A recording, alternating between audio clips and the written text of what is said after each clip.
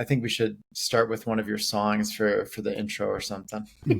Man, it's awesome. For Hey, I our audience, appreciate. we got Nathan Morris here today. I'm sure you know who he is. You could find him everywhere on social. You could find him performing all over the country now, and he's a local mortician like us. So say hi, Nathan. What's going on today? Hey, everybody. Thanks for having me, man. I Yeah, appreciate that. of course. We've been trying to do this for a while, and it's good to get to connect and see what you got going on your day to day crazy life. It's awesome to connect. I was just saying, and he wasn't recording this, by the way, but I said I saw you about a year and a half ago, and you just had this attitude where it's you are you, and you are wholly you, and you're not shifting. And I thought initially, I was like, damn, they're going to throw rocks. And then Yeah. I realized in the past year of my life, in my personal growth, that that's, who you think I am or who I am not. It shouldn't affect my being authentic. And so I Right. commend you on that, man. So thank Oh, you very much for I being a good appreciate that. example. Yeah. Thank you, and that's why I was trying to avoid recording that because I didn't want to have to take a No, compliment. But thank no, no. The best advice I was ever given was actually listening to Matthew McConaughey. He was asked, what's the best advice you were ever given? I don't know if you've you. Yeah. heard this, but he said I was 18 years old and he Uh-huh. had just done some acting thing in his Uh-huh. small town. Of course, we know, unfortunately, because of the shooting there. But Yeah. he goes to school, and one of his friends to this day, she came up to him. She goes, Matthew, you look so handsome. He was in a suit at the time, and he was like, oh, blah, blah, yeah. She Yeah. grabbed him by the arm and she said, just say thank you. Yeah. And he said, in Yeah. that moment, I realized that take the compliment and say thank you. So I go out of my way to acknowledge people when they're doing good things. So I give that to you, and I want you to hold that, put it in your pocket. Well, thank you. You're I welcome. do. I do. Have you ever read Greenlight, his I book? I have listened Yeah. to it. Yes. Yeah. Well, that's even better because you get to hear Yeah. McConaughey talk the whole time. I know his It's voice real is good for anyone that amazing. hasn't. It's a lot of good the mindset stuff, kind of like you're talking about, Nathan. And it's a good listen and a good read. He's just a very good storyteller, I feel like, and I don't know, he captivates me for sure. I think his mentality about going about the way he has with his whole career is pretty cool, and he's a good role model for a lot of people, I feel like. The story, and I'll very paraphrase it, but the one Okay. where he one day was like, you know what? I'm shutting down my production company. Like he Yeah. had all these projects going and plates spinning, and he just didn't feel it anymore. So Yeah. he calls who he needs to call and says, stop it, shut it down, because he wasn't passionate about it anymore. And I think that says a lot about the character, the character of someone like Matthew McConaughey. Right, definitely. Yep. And speaking of people that have a lot going, that's what you do. Do you have any inclination about trying to tone back any of the areas that you have going in your life? Not to say that you need to, but um, I I feel like you do have so much going on, and I can empathize with that because I feel like I, not to your degree, but to some extent have a lot of different balls in different courts, so to speak. Is that anything that ever crosses your mind? Because it's got to be challenging juggling all the things that you do every day. One of the people that hired me in the funeral profession, they said, you don't retire from it, you die. Yeah. And that stuck with me for forever. And Yeah. I've been licensed for quite some time in the profession for 13 years. And Yeah. this past Christmas was the first holiday that I've not been on call in 13 years. Yeah. So to answer the question, there is this self-deprecation that we do in the profession of always being available, whether we're on Yes. call, we're not on call. The schedule 100%. is absolutely free from Thursday to Sunday, but yet you waited on the family on Wednesday, so you're going to see to it that they're cared for on Saturday, and at the cost of your mental health. And It's all so consuming. Right. there is a lot of time in this life and world, but it is so fast and fleeting at the same time. But I've seen and experienced, because I show up to work a lot different these days, Yeah. and it's not so much in the four walls of a funeral home establishment as it is just on social and being creative and touring and all of that. But Yeah. I can sleep when I'm dead, and I can say that in both a humorous way, but I just love to create and go, and and the grind is the thing Yeah. that I'm obsessed with. Yeah. And obsession could be a negative word, but I'd rather be obsessed with trying to put out things I believe in than, I'm positive. going out and uh, doing lines of coke or something. I don't know, Right. but Right. I like to go. I like to go. I can't sit stagnant. I think that's a lot of morticians and funeral directors. Like you become so accustomed to that go go go your entire career, because that's what it is. Like you just said, Nathan, even when you're so called off, it's all encompassing, it's all consuming, and so you get just used to every single day, and your job never really leaving you at all. So I think that our industry really breeds people that are become that level of just consumed and want to like keep pursuing and keep going. And from like a personal side of things, and I think you're going to agree with me, when you're surrounded by death and you see it so often, that has made me double down and be like, I want to go and do more with my experience in life. Like here, I want to go and like, I like to create too, and I like to do things, and I like to fully experience the opportunity that I have to be here. And I feel like I've always been that way, but without a doubt, be coming up from a funeral directing family and becoming one myself, for almost 10 years now, it has really changed the mentality of your day-to-day life and how much you can really squeeze out of the so-called lemon. It's an identity for Yeah. everyone, but those that are kind of mindful, it sounds that you are, is I'm going to get as much out of this life and squeezing the lemon Mhm. that I can. That's a beautiful thing that you are at that spot, because some people in the profession, they just immerse Thank you. themselves in those four walls for forever. I mean, you've heard the old timers or the seasoned, I like to say, that haven't been on a vacation in 28 years, and you're like, Yeah. why? What if Yeah. we get what the What if if we I get a heard call? this, my God, Come on. if you hear that one time in your career, you've heard it 1,000 in a day. Yes. What if we get a call? What if I crap my pants? I mean, Right. it's like, what? Of What course, do it's you going. mean? Well, Life, one is life. guaranteed to happen. The other, hopefully not. Yeah. But I also think funeral professionals, to circle back, we don't like downtime because I think we're scared of it. I think we're scared of the Ooh. quiet, because when you have the year that I've had, and everyone, well, it's just a season of growth, and we can chat about that to a degree at I some want point, to. but the funeral director and you and in me, I mean, we've exposed ourselves to so many terrible, horrible, horrendous things. And you watch like detective shows, crime documentaries, and these detectives of 40 years, they say, I've seen things that I can't unsee, and then they start to weep in front of the camera. Yeah. And yet we're not necessarily the ones weeping in front of the camera, but we're staying so busy with the next thing so as to not have to address the things that we've seen or done or experienced. I have goosebumps. And That's so deep. Yeah. when you have nothing but quiet, it's very dangerous, I think. It can be. I mean, it was, but it's also extremely healing.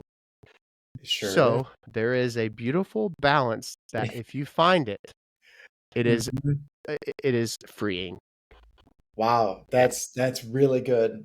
I love that. Yeah. It becomes like an addiction, really is what it is, a Uh-huh. addiction to being busy. And it's definitely, our industry has harped on it more than anything else, but I think it is just society in general in the United States, very much is that way. But especially with who we are and what we do, it's funny that you mentioned like last year was like the first Christmas or holiday, whatever you had off. Yesterday was Memorial Day, and that was the first time that I have had actually like off. And I'm terrible. I'm terrible. I did still work, but it was only for like the littlest bit. How dare you? I know, but it was like the weirdest thing. And I was thinking about it. Just, I've never had just a day where I was like, I'm just off today, and it's a Monday, and I don't even really have to think about it. And it was just the weirdest feeling. And I think a lot of our funeral directors can resonate with it. But I love what you said about trying to find that happy medium, about the stillness, because when you get consumed with the go go go mentality and the constant stimulation is what it is, because I think that is part of it too, is just always needing to be onto something, onto the next thing. And I'm guilty of it too, there's no doubt about it. But I think if you can find some stillness just whether that is being outside in nature, if that's for you, or if it's sitting and meditating, or if it's reading or whatever that might be. I think that's extremely advantageous for anyone. And I think especially for people that are seeing tough things and having a tough day-to-day life, so to speak, tough from other people's perspective. That's what I would say it is really important and really. But anyways, I digress because I do want to hear about this past year that you've had, and it seems like a year of growth, and I'm sure a lot of that has to do with what I just spoke of. It does. It was February 26th of 2022. For the past 8 years, there's been one of my favorite things to do would be to take the seniors in high school from my alma mater. I Uh-huh. went to a private Catholic high school, and I always preface after saying that to people is I meet you where you are. That's like my biggest thing, because whether you have much, whether you have little, how you worship, how you meditate, how you not do either. I was raised Catholic, so that is a school that I still contribute to my time and efforts. And they bring their grief psychology senior class to the funeral home, and I give them a tour. Yeah. The tour is it just absolutely puts them into this scenario. They're Mr. Smith, they're 93-year-old male. They just passed away at the hospital, and they go from the behind the curtain, all of the care to get them poof magically in the casket. Right. And so they get to see the why and the heart behind it. And so Yeah. the social media manager at the time in 2022 was filming this interaction with the seniors in high school. I take them to the care center. How dare me? There weren't any loved ones in there. Yeah. And she posts it on my TikTok, which had 38 followers, maybe, I think it was, Mhm. 6 Yeah. videos. And they just consisted of me singing to my then babies. It was really dumb, which sweet for me, but Yeah. it went nuts. It went viral. Sure. And the second video is the one that went even more viral. And then from there was the chaos that ensued. 10,000 followers a day. Yeah. It was overwhelming, and you're running a company and everyone finds all of your music from 10 years prior, which I've always been doing music, sign, drop, sign, drop. I guess I'll go home and start working at a funeral home, start a family, that kind of, yeah. The So logical. yeah, that's how it works. So social media became this insane beast, a Yeah. love-hate relationship for No sure. doubt about it. But the creative in me was the love, the if I'm not creating, I don't feel alive.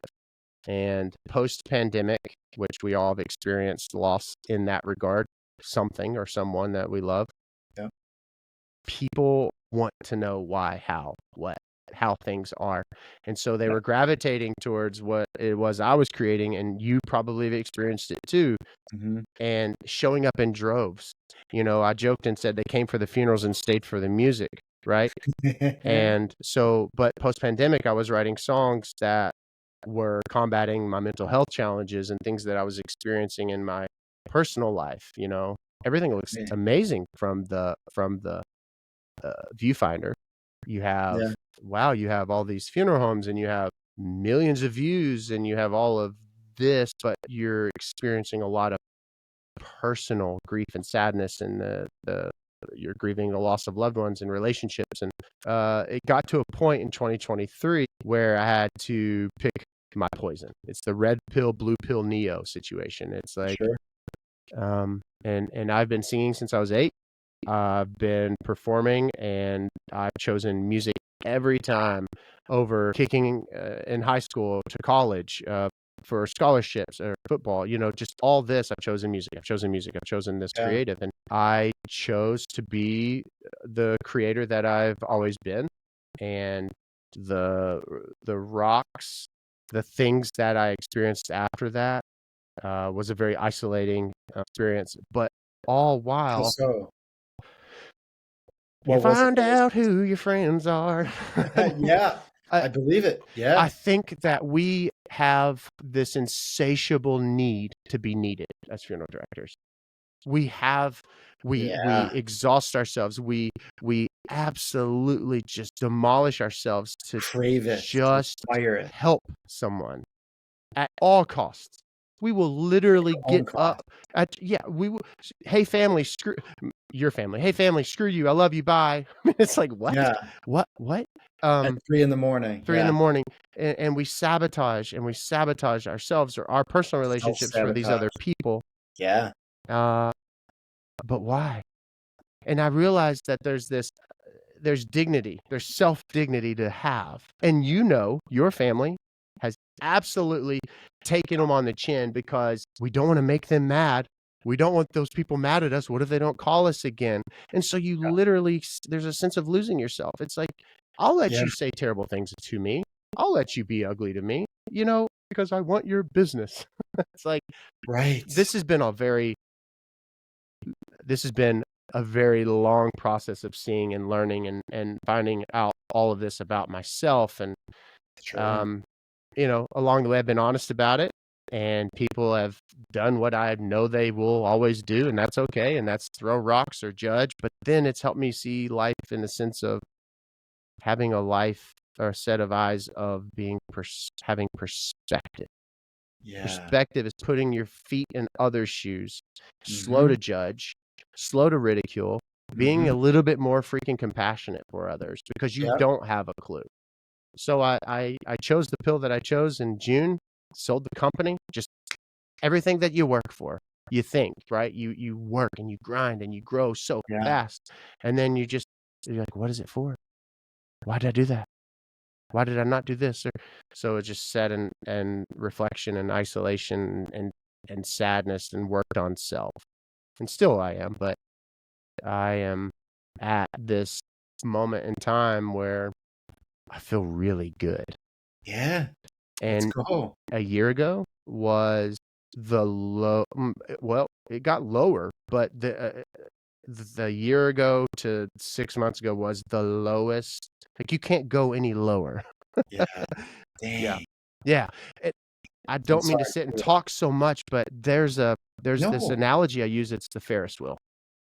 Okay. And we've all had terrible things and moments in life. Like, I feel really sorry for you kind of moments where you're looking at someone and then that person hears that and then they get on the Ferris wheel of kind of self-pity where it feels kind of almost good. Like, I feel safe here. I don't want to get off this. I don't want to get off this ride. And you start to get Yeah. off this ride. And you're like, but it feels good to deprecate and sabotage. And Self-growth. so, Yeah. so there were a few moments of that too, where you just sit and feel sorry for yourself. I'm sitting here continuing this Ferris wheel as I tell it, but it's Yeah. real. And when you jump off that and you're like, you know what? Yeah, Scary, right? you get off that damn Ferris wheel and you get busy doing what you can to fix what you can, and that's you Right. self. Yeah. And there's a lot of beauty that comes from it. And so this year has been insane and amazing. And all that happened. Great. Two of my songs go to Billboard Top 20. Yeah. I'm an independent artist. And the sad thing is I was at a place where it wasn't fun. Like, it didn't, I was like, okay, cool. And then Right. now I'm looking back like, you idiot, but also being gentle with myself. Anyway, it's been Right. quite the year, and my God, That's awesome. am I grateful for grace and perseverance for sure. That's the absolute key. Yeah. The key to life, in my opinion, is that Amen. perseverance, because you could sit in that Ferris wheel, as you would call it, and that becomes very cyclical, literally, because you become accustomed to that feeling, accustomed to that nature of being, and it just could go around and around. And you could do, like, it's not even just like self-pity, it could be like anything that you're dealing with. It could be like what we were talking about with funeral directors always needing to be so busy. You get accustomed to it and you get stuck in that, and like it doesn't feel right, and like making that jump is scary, but you got to follow that. I really do believe in that, like that gut, that inner feeling, that calling, like going with your heart and like your inner being. That is real. It is. It's legitimately real. People call it gut because but it's literally God. Right. It is God saying, hey buddy, hey guy, hey gal. Wake up. Every time you don't do it and you're like, damn it. I know. I've been fooled more times than I care to admit. But when you really just start listening, it's real. It's real. You Yeah. can figure out the details later was the best advice I was given. follow your gut, figure out the details later. So Yes, that I've really done that. that's great. Yeah, And it's a good feeling to do that. it really is. Because you know, like you're going with what is inside of you, like speaking to do. What I was going to comment, you've gone through some challenges. I like to think as many as anyone goes through, it doesn't matter who you are, they all happen as sort of a stepping stone. They're there for a reason, and it's easy to trace backward. It's harder to look ahead and see the reasoning you're going through, like the challenges. But when you look back, it's like, I gained this perspective, I gained the knowledge to do this, I gained the emotional ability to do this, whatever it might be that you're going through. When you look backwards, like, okay, like I think there was reasoning that we had to go through these hard times. I love to say, on the opposite of like the biggest challenges, that's where you have like the euphoria. It's like, but you just have to keep fighting and get through. I know we're getting super deep and I love this. philosophical, but it's a good thing to talk about, especially for all of us that are going through it every day. Absolutely. I think that we need to surround ourselves with as much goodness as we possibly can. And I'm not one of those self-help books, hoorah, hoorah, you got it kind of guy, but I do believe in the company you keep. You are like the company you keep, and you need to be the Without a dumbest doubt. person in the room always. If you're the smartest person in the room, then you need to level up and find a new group Yeah. of friends. But you're right. There's a Bible verse that says, "Thy word is a lamp unto my feet." It's if you are walking down this dark path and you see it all exposed, and you look way down there, it'll scare you because you're like, I don't understand. So Uh-huh. that's why it's just one foot in front of the other. And then, Right. as you said, when you look back, you're like, That's why. that's why. Yeah, That's cool. yeah, Love that. That's awesome. Give us the rundown, I guess. Backpedal a bit of more about your early parts of your career and what this journey was like, for, if you don't mind sure. talking about it. Yeah, We'd love to know more than who you are today. yeah. Well, thank you. I grew up and I would go to this swimming pool during the summer months, and we would listen to Hot 96 STO. And that's whenever I started my love for Boyz II Men and John Cicada, and of course Michael Jackson, and then later Tal Bachman and Daniel Bedingfield. And I loved singing ever since I was a little kid because making people happy, entertaining people, childhood trauma. Yay! I want you to be happy. It all comes into play. And I started doing these voice lessons, piano lessons, and writing songs at 14 because of, the experiences at home. And that's how I would kind of to escape, and then was recording by 18 in a garage. And then 2 days after high school, I jumped on a plane, started traveling with my friends in a band, and lived on the road with Sweet. them, and then signed, dropped, signed, dropped. I mean, I was recording a record that was self-produced in 2007. My Uh-huh. gosh, Crazy. we're getting old. I was working as a barista at Starbucks in Nashville, Tennessee, Uh-huh. and I called Starbucks Entertainment. If you remember the playlists and the CDs that they would put on right in front of the registers back then, Sure. to be Yeah. playlisted on Starbucks was huge. And I was like, I want to be in stores. I want to be in stores. And they said, well, we're going to playlist you. So they playlisted the Cool. record, particularly one song called Closure, which catapulted everything for me. This is right before social media. Uh-huh. So I was independent, playing Midwest, East Coast. I mean, last minute shows, 500 people would just show up. I mean, it was amazing. It was so much fun. Yeah. And I was flown to LA, sat with labels, and one artist who was in trouble at this time for assaulting their partner. The label looked at me. I'll never forget the A&R guy sitting there eating a bag of Doritos, sitting on the back of the couch, his Uh, feet on the couch, and just mouth open chewing.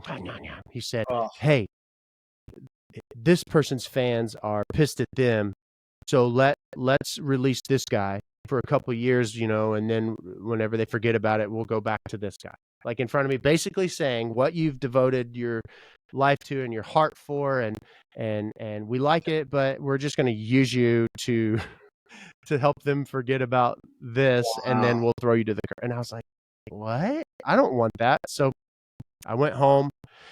This is in 2010, tail between my legs. And I met the mother of our children and got a tour of their funeral home, and I was hooked. Yeah. So musician, mortician, Yeah. but I also grieved for 2 years because it was like, I'm not on tour. I'm not me. I'm a version of me. Right. There's a book called The War of Art by Stephen Pressfield. You got to read it. It's about being a Oh, hack. Yeah, being a okay. Tell me hack. about it. Being a hack means you're being a version of. Like Stephen Pressfield was talking about, he's a writer, and he has a time in his day that he devotes to writing. He writes, regardless if he throws every piece of those papers away, he is sitting there writing. If he is not writing, he's being a hack. He is not Oh, doing the world the service. He's doing the world an injustice by not showing up and giving of his talent. The thing that's in our gut and heart that we should be doing every day.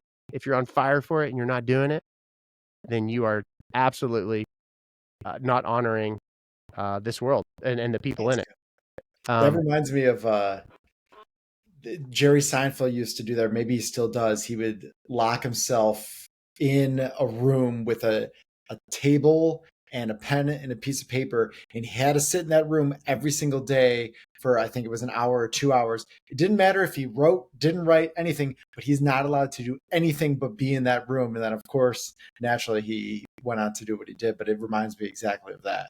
it's amazing the art just of showing up, just Yep, just consistency. in your brain. I'm sure every day when you're sitting thinking of like, what content do I put out? And then you get in your head and that cycle of, oh, this sucks, this is stupid.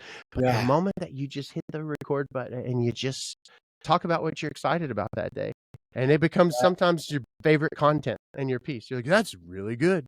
yeah. Wow. It's like, why are we so dumb?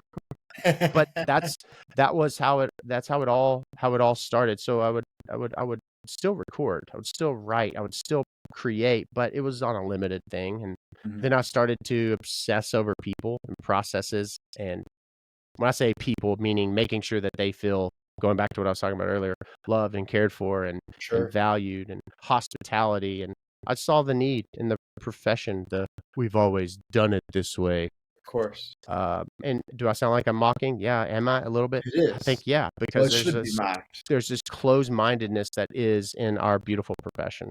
Yeah, And and I'm over it. I'm so, I will say this, Can't and I've said it a can't be million more over it. times, and you've experienced this, I know too, because of what you have done. You've chosen, wow, I'm going to promote a profession and service that I care so much about, that I love the heart of. And you'd be Mhm. amazed. The people in the funeral homes that, those of you listening, you drive past every single day, the people in there at a moment's notice will drop everything to care for a total stranger and exhaust themselves in doing so. But at a moment's notice for their very own, will do everything in their power to belittle, demolish, and ridicule those. Ho, It's ho, ho, ho, it is ho. it's Dang, that's good. it's fucked up. It is. I'm It writing that down. it's really messed up. And I don't understand it. I've stopped trying to. I think that it involves a little bit of sadness. I think it involves Mhm. this. Well, I didn't do it. I can't do it. So I'm just going to try to grab them and bring them to the level that I Bring them can't down. rise to. That's what some people want Yeah. to do because they see other people rising up and they want to bring them down to their level Mhm. because they feel they don't have control anymore. Yeah. Do Type you of have vibe. people like, they'll slide in your comments or whatever? Okay, of the criticism, percentage wise, how much of it can you say that's actually constructive? Out of criticism, next to none. It's all just how more of a how dare you? Yeah. What are you doing? What are you thinking? Hmm. Why are you doing what you're doing? Yeah. And you can't One, see past it. one You've for had me. one. You've had one. One that is constructive. And what was it? I don't recall It must not have been that good then. well, well, I think I'm going to go back and find it, because I was actually like, I have Yeah, goosebumps thinking about this person who yeah. said, why, this is this is not good, and this is why I think so. How about trying this? I appreciate you, is what they ended it with. I have goosebumps still. Wow. And I'm like, holy shit. So I'm going to go back Actually something, yeah. because we do get you too. We get a lot of comments. So but one, Yeah. it's Yeah. mind blowing to me. It is messed up. And it's hard to wrap your mind around it, especially when we both, and I think a lot of people have like that mentality of trying to make themselves better and try to improve the lives of the people that they surround themselves with, or the families that we're helping. Like you just said, will drop anything in the world just to help a stranger. That's going to stick with me forever. Because like, I'll be honest with you, I had a period like this last year of really like pulling back from the funeral industry in general. And I think some people have heard that, some people know that in my life. And it's been brutal. It's been tough. And it's because I have felt a lot of resistance, both internally and externally. And I am not someone that's just going to sit back and like take things. That's not the way I operate. I go out and I take action because I like to think everything stems from yourself. So if you're able to do something, then go and do it rather than just sit back and, drive yourself crazy or make yourself miserable. Go out and take action against it. Now that saying that, it has been a while since I pulled back, and I do find myself, like sneaking back a little bit more, like saying, I know why I loved and still do love being in funeral service. It's because you are making a real impact for real families that actually need it. And that's why we do what we do. But everyone goes, like, literally, I don't know anyone that's been in funeral service for probably more than 10 years that has not gone through at least 1 to 6 waves of being like, why am I doing this? Is this the right thing? And so it's about finding that balance, though. Like you said, you got to be able to separate yourself a little bit, because otherwise you won't be able to do it. I always like to joke and say, how many times have you quit today? Hey, It's like, literally. I quit. It's like that movie, Hitch, whenever Kevin James' character's in there Yeah, and there's a boardroom full of people and just out of nowhere, I quit. I've quit yeah, a million times in the profession. You are right. It the profession is beautiful, and it's largely unchanged for 2 centuries, and that's incredible to think yeah, about, that it doesn't have to change much because of how incredible it is. And then you insert technology and the resistance that is technology, and the people in this field is mind-numbing. it's deranged. It's out of control. So you pick your battles, and then that bleeds over into social media, of course. I mean, you cannot reason with, nor should you try, which, you could say whatever. Always, that's the biggest takeaway for the past year. Just really, if I can paraphrase it, it's like you can literally put anything out there, Yeah, and people will believe it, think it. And I say, to combat that, be slow to judge, be slow absolutely. to assume, Yeah, because yeah, you remember since we were little kids, and I think it was like 1996 or whatever. I was probably watching Discovery Channel, and I saw these white planes with the red lines down the side flying out of Vegas. And they were like, these planes that are unmarked are flying to an undisclosed location, which was Area 51. And they're getting taken back and forth.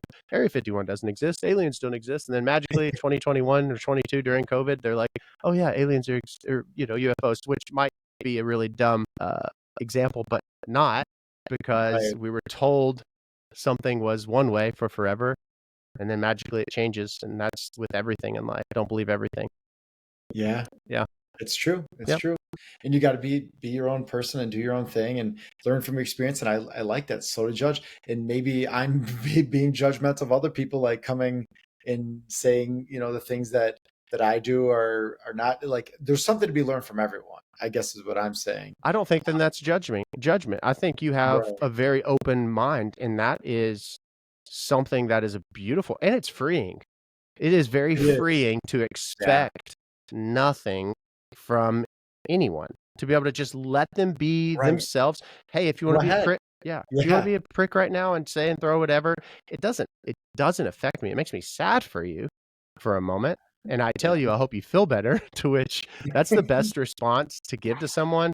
Yeah. When someone says something really hateful to you next time and you are in a genuine moment and mood to say and feel that, I'd say, I hope you feel better. I'm sorry you're sad. I've been there. I've said that, and people are like, they get even more mad. They're like, fuck No. you, I'm not mad. Yeah. Yeah. Okay. Anyway, Golly. it's amazing. We have to Jeez. bleep out a lot of this podcast. I'm No, no, no, sorry. no. We Beep. let it fly.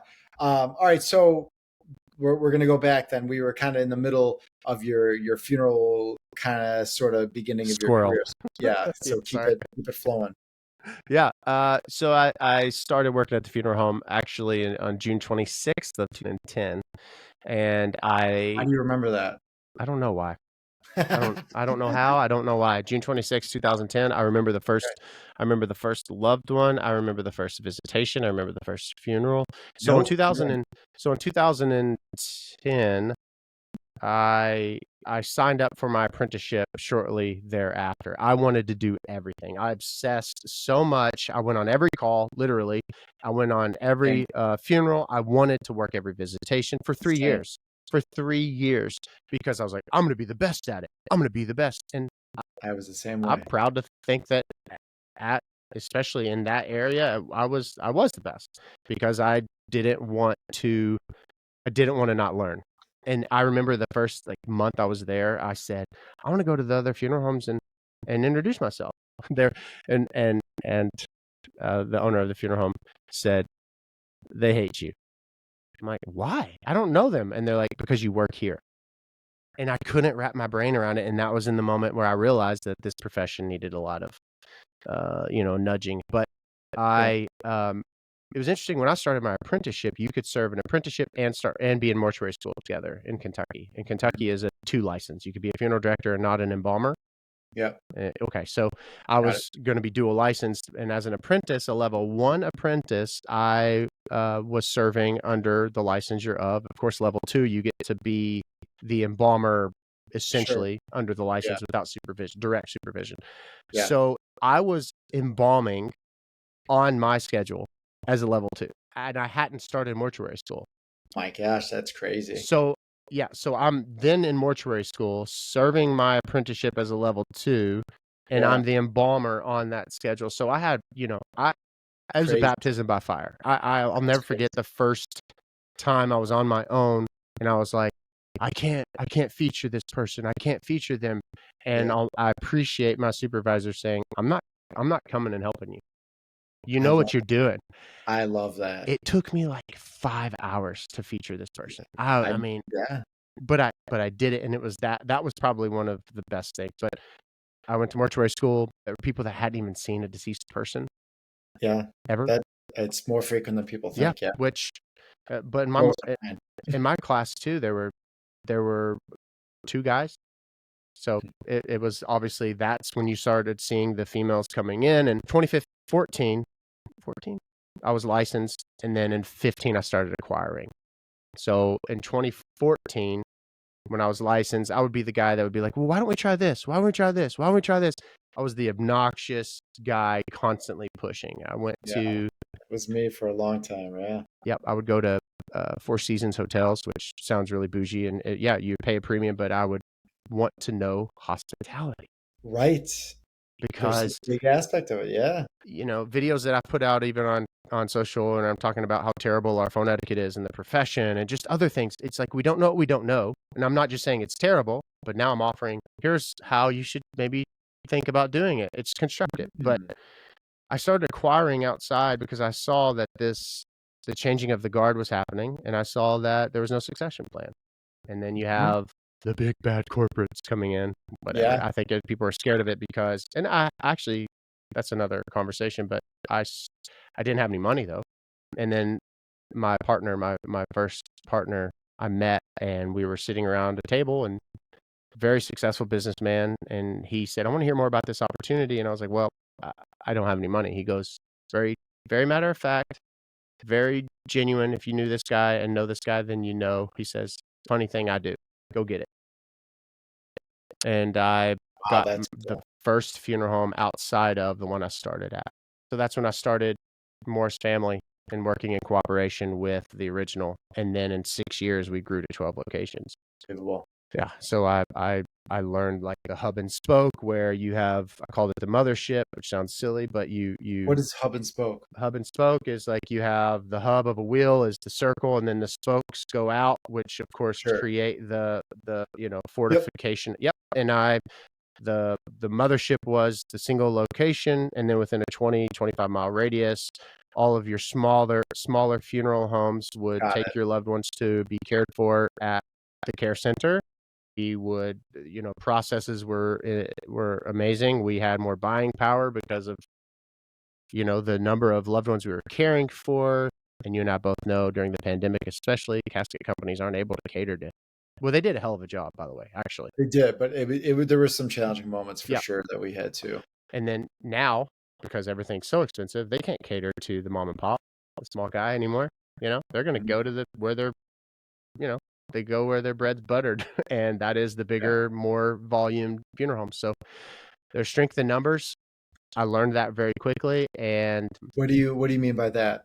strength in numbers, you Like have specifically, I more suppose. locations, you Yeah. have the sharing of staff within Oh, a so 20-25. you're more saying like leverage for the vendors and things like that, and I guess for your staffing as Even well. staffing as well, because you've seen it. Funeral homes have like 55 people sometimes on the payroll, and you're like, and I think people are vital for sure, but you can expect more from your people, pay them a more premium wage, and Yeah, show them your desire to whether free up time, which of course that was an ongoing challenge because these people would get burnt out, but it wasn't because of leadership, right? right. I'm sorry you came in. You're Yeah, off, but expect more. Integrate more of your associate roles, the recently retired, those that could be out advocating for your home, standing door, teaching them hospitality, paying them an hourly wage. sure. Yeah, and then Kentucky Yeah, did a great thing when they did offer a transport license where you don't have to be licensed at all as a funeral director yeah. to transport loved ones Hmm. from place of death to the funeral home. Yeah, And that was absolutely game freeing. changer for you. So that's what we did, and That's we incredible. grew rapidly. Yeah, what was the besides that? What do you think was the thing that really distinguished you and helped you to grow from a volume perspective? Being authentically present, letting people know they're cared for. Okay, so most funeral homes will sit at their establishment by their phone and wait for that thing to ring. Correct. So that means you're waiting for business to come to you. So we went to them. And it wasn't just the one senior citizen expo fair that we went and got a booth at, and all the little sweet little ladies want is just a piece of candy from your bowl. Little ladies, man, they're ruthless. They're like, give me all that candy. We went to the people. We educated people. We went and participated in things and groups and events and Oh, asked for the opportunity to care for them, or asked for the opportunity to educate them. We went on social media and said, what do you want to be remembered for? We stopped promoting the actual four walls because you can love a building only so much, right? yeah, The hearts inside of the building are what bring the people way to you. bigger. Yeah. Oh yeah, And especially yeah. that's what we found out. Right, especially nowadays too. There's less and less value that go inside the four walls. It's more about the people that are part of your organization. That's everything, and that's the experience that they're really having is that relationship that they build with the funeral directors and the staff. Yes. And pre-need. Getting on paper long before the time of death is valuable. I believe in it wholeheartedly. Let's talk. Let's finish this. I mean, I want to have another conversation with Man, you. I would love to. I look forward to chatting again, just because. I mean, it's awesome when you see people or meet people that are rowing in the same direction. Right, right. It I makes agree. it feels good, It and does. I'm I, like vibing with yeah, the whole thing. So, absolutely. but let's get this going, and then we Yeah. can go from there. So all that, the music part is interesting because I took all of these things that were happening and I wrote, and then they resonated. And then this new song that comes out June the 7th, it's called Villain. And the past year, we even touched on it. People are going to say what they want about you. They're going to write their narrative of you. They're going Right. to absolutely pin you to be the biggest piece of shit or the most incredible superhero. That in no way should affect how you feel about yourself, No. what you do, and how you continue to propel yourself. And so Yes. I wrote Yeah. this song called Villain during a very healing, like excited part in the past few months of my personal journey, Yeah. because you too have probably been painted to be a villain in the profession in some instances, and Mhm. it's humorous to a degree. I wrote Villain with my friend in Canada. And then 2 weeks ago, I dangled a carrot and said, hey, don't believe everything you see or hear. And then Yeah. last week, I put myself in Photoshop jail. I posted myself in an orange jumpsuit. And I saw. literally thousands and thousands and thousands of people thought I was in jail, It was awesome. were either throwing dirt or thinking it was incredible. And the thousands of pre-saves that came from it. So I did That not, was some genius marketing right there. I loved it. That was so good. I almost didn't do it because it's Oh, scary. I yeah. mean, that's like, oh shit, what's going to It's a high happen? risk. And Yeah. exactly what I thought would happen didn't. Oh, okay. No, Okay. it was amazing. It was like, it affirmed. I didn't know it would affirm the song. Okay. People literally, like, if you look at the photo, it's from 2021, and then I altered it again to say 10/21/24. It had no shadows. You haven't had a backdrop with the numbers like that on a mugshot since, Bugsy Siegel in Yeah. 19. It's like, what in the world? You will literally believe anything. But it comes out June the 7th, and the orange jumpsuit really solidified. It was great marketing for sure. Yeah, it's gonna go off, I'm sure. Yeah. We're gonna have to have another conversation again. I feel like we're just scratching the surface, so we're Yeah. gonna have you on again. But for everyone listening, just incredible man here today, and I really hope you digest a little bit of what he's talking about, because I think it's gonna bring you some value in your own life, and just help you in so many ways. And I truly, truly mean that. So on top of that, June 7th, you got to check out Villain. You got to listen. Let's get him back in that top 20 again. I really hope it happens for you. You deserve it. Thanks, man. I appreciate you, man. Keep going. All right.